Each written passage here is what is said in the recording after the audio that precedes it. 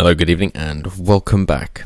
So the British military's diversity drive will see it struggle to recruit enough soldiers from a traditional core of working-class families as army shrinks to its smallest size in 300 years in 1714, ex-brigadier warns.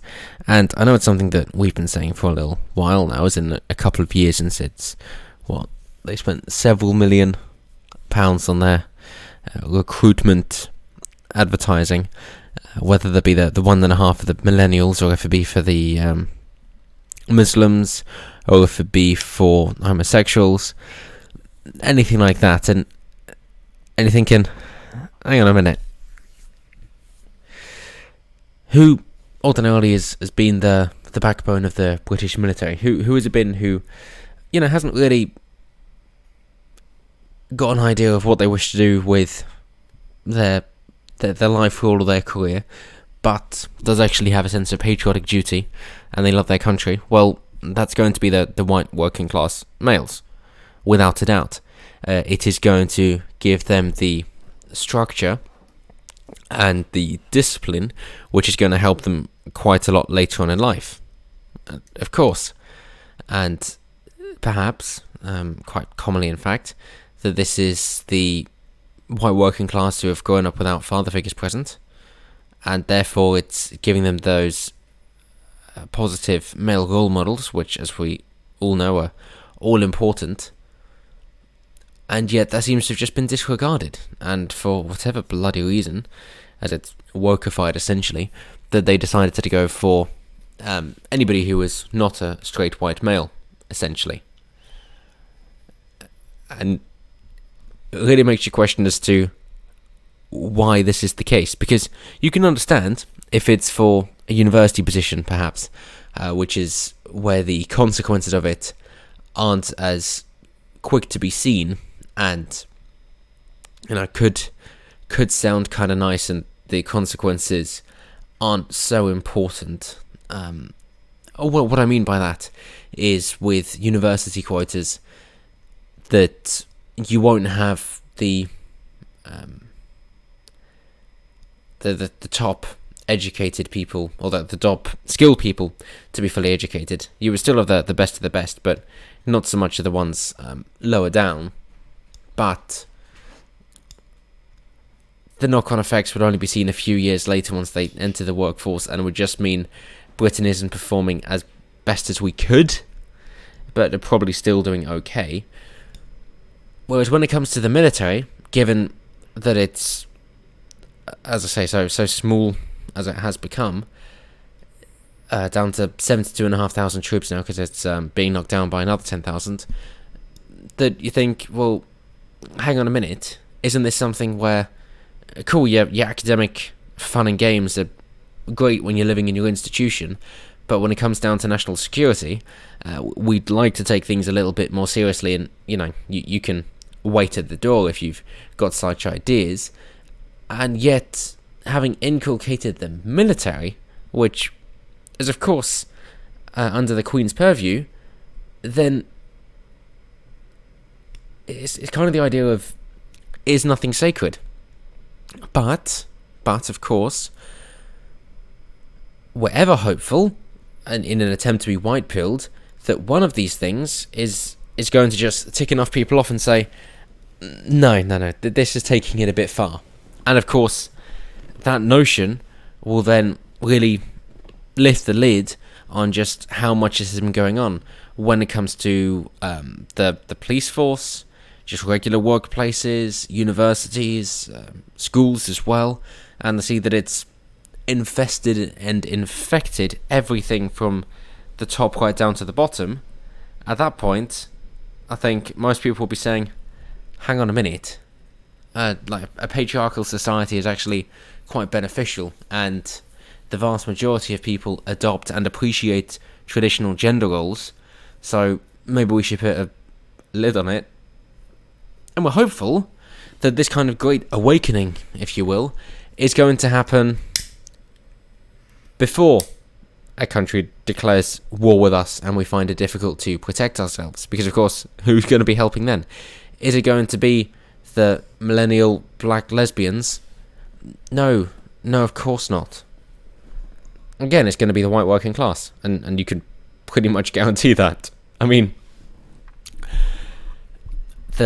especially northern white Brits have the reputation of being far more rowdy. I mean, you only need to look at football support, for example, to see that and understand things like the Millwall brick, and then you really know just how rowdy I mean. So if that is put towards a patriotic purpose instead of football team rivalry, then yeah, you better believe it that you've got a worthwhile fighting force. And why do you think the SAS are revered as highly as they are around the world? Yeah, there's a reason for it, but you're really kicking the legs out from under them if you wish to replace them with gays, Muslims, millennials of such a particular stripe. They have got a couple of posters here. They don't have the snowflake one, which caused the guy in the poster to, of course, resign from the army out of shame, as it didn't get his permission for that particular poster. He knew there was a poster drive, but he didn't know what it was going to be mentioning. But they have got two here. So, Binge Gamers, your army needs you and your drive, and me millennials, your army needs you and your self-belief. I will go through this in a bit more detail, but with that in mind, I would just like to wrap up with how they finish it. With retired Army Officer Major General Tim Cross, who said, "It is important for people to know we are not going to be soft, and we are not going to be nice to people."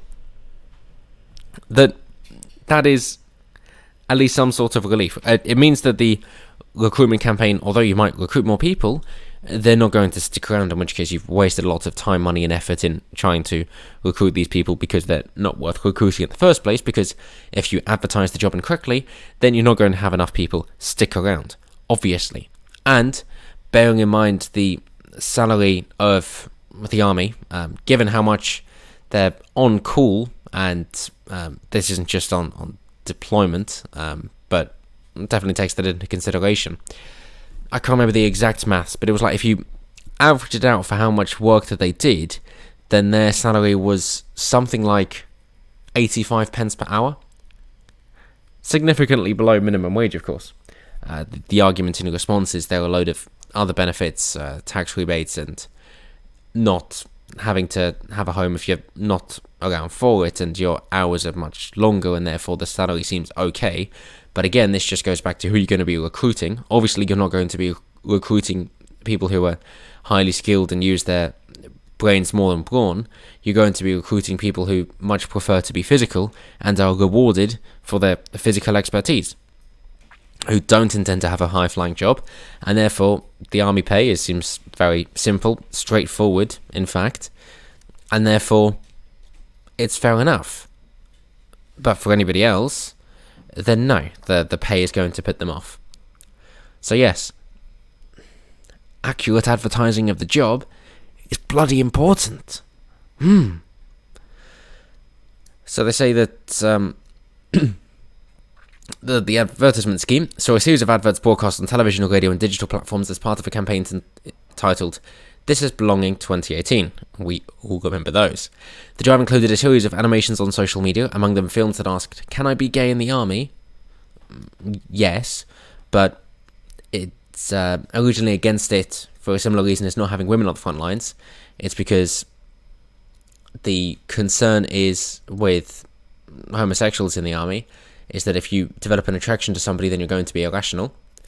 And for women in the army, it's a similar thing, but it's that men have always protected women, and that's why women are put on pedestals essentially and protected, and then men are the expendable ones who are sent off to die as cannon fodder in order to protect the women, as it's just always been the case historically, that if a woman was in danger, then all the men in that battalion would run in order to save her, and again be acting irrationally and not really helping in terms of army procedure. Yeah, so sorry for the women who want to be on the front lines and die for their country, but it doesn't quite work if you're compromising the biologically, physically superior troops. And what if I get emotional in the army? Well, then you're probably not cut out for seeing your friends get shot, are you? Let's be real. Why do you think there was such stringent, and is, in fact, surprisingly strict, mental health conditioning for the army? It's not just because they're giving you a gun, but it's also because they don't want you to break down on the front lines. Otherwise, again, you're going to be shit. And it is really going to destroy what the army is trying to do there. Other videos ask, can I practice my faith in the army? Not if you want to make friends. Will I be listened to in the army? No. No. It's don't speak but be spoken to. And do I have to be a superhero to join the army? No, but that would be ideal, again. And this is reiterated by Colonel Richard Kemp, who led British troops in Afghanistan, who claimed that it shows how the army is being forced down a route of political correctness. And I do wish people would stop using the term political correctness, as what about their politics are correct? Absolutely nothing. In which case, let us not placate the left with accepting their language games. If you wish to draw attention to the phrase political correctness, but point it out for what it is, then you can simply say incorrect politics. And of course, if the retort is, who are you to say whose politics are correct and incorrect? So, well, that's why I don't use the phrase political correctness. Yeah. Funny that.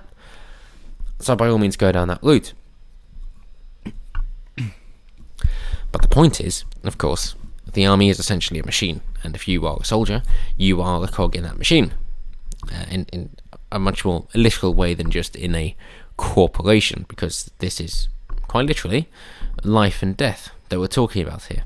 Okay, so the particular compassion for individual troops from the top to the bottom is going to be negligible and minimal, and instead that comes down to whether the leaders of the individual teams are in those particular situations in order to understand their men and how they would react to situations, and to give them the particular on-the-job training in order to be able to react to rapid changing circumstances and also deal with the trauma that they are facing in the job role that they have, and knowing if their men are suitable for the role and then what particular role to provide for them. So that is where the human element and compassion comes in. But obviously not from the top. They got a mission to do and they want it done. They will then filter that down the managerial chain of command in order for the people who understand the particular situation on the ground to implement it the way that they see best and know best in order to enact the policies that the command from the top wishes to enact. Simple as that. So my question of the day for you guys is, at what point is this big push for wokeifying everything going to actually be acknowledged by the majority of people and say, hang on a minute, I seem to have fallen asleep at the wheel here, what's been going on? Oh hell no, this needs to change. Is the army going to be the final straw? Or is it only if we're invaded that we're going to realise, maybe a stereotypical man does actually have some use after all? Who would have thought? Either way, let me know down below. I was intrigued to hear what you had to say. And of course, as always, until next time, have a good one.